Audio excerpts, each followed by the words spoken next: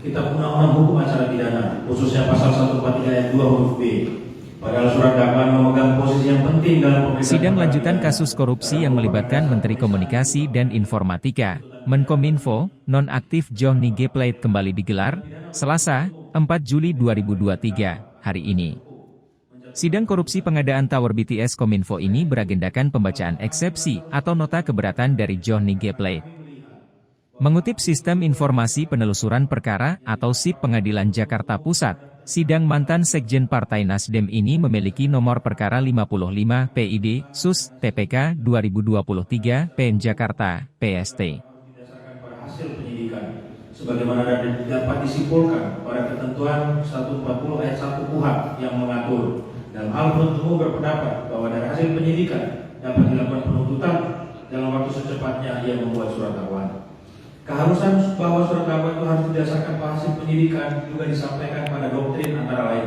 1. Profesor Akarim Nasution SH yang menyatakan bahwa surat dakwaan adalah suatu surat atau akta yang memuat suatu perumusan dari tindak pidana yang didakwakan, yang sementara dapat disimpulkan. Sidang diagendakan dimulai pukul 11 WIB di ruangan Profesor Dr. Haji Muhammad Hatta Ali. Diketahui, pekan lalu politikus Partai Nasdem ini menjalani sidang perdana kasus korupsi yang merugikan negara ini, sebesar 8,032 triliun rupiah. Jaksa menyebut Johnny G. Plate memperkaya diri sendiri dengan mendapat bagian sebesar 17,8 miliar rupiah. Selain Johnny, ada 8 orang lain yang sudah ditetapkan sebagai tersangka. Yang sudah memasuki materi pokok perkara, persidangan yang mulia ini pun dapat tersesat berpendapat bahwa terdakwa sudah bersalah dan pendulum keadilan tidak lagi berdiri tegak di tengah, namun condong menghukum terdakwa.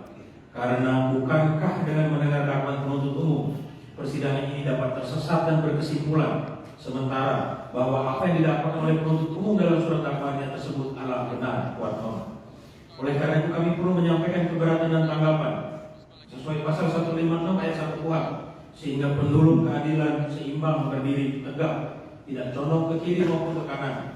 Dalam proses peradilan dalam persidangan pengadilan ini dapat berjalan dengan seimbang sesuai dengan asas praduga tidak bersalah, asas equality before the law, persamaan hak di hadapan hukum, atau dengan kata lain, kita semua berharap akan terjadi persidangan yang adil, fair trial.